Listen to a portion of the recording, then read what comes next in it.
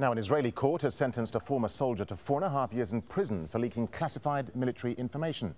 24-year-old Anat Kamm pleaded guilty to downloading more than 2,000 military documents during her army service. She later passed some of the information to Haaretz correspondent Yuri Blau.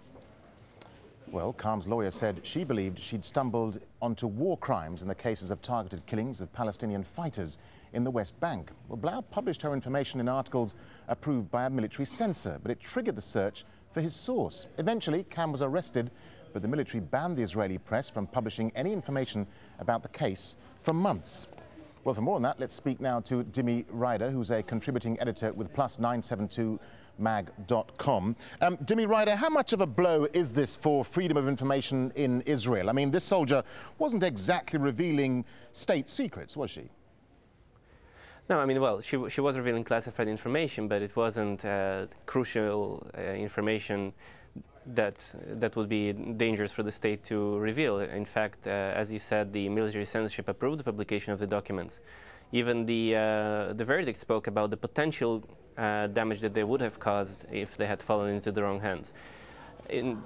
Obviously, it's a very strong blow to freedom of information, to freedom of the press. Sources will now think very carefully before approaching journalists. Journalists will think very carefully before publishing documents.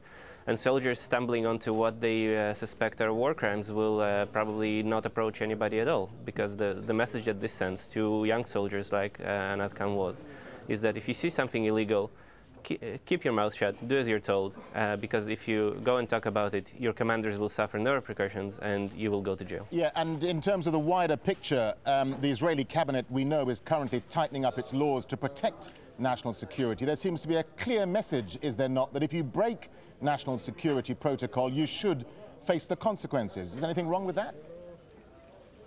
Well, I mean, journalists have been always using leaks from the military to help the Israeli public supervise that very important institution.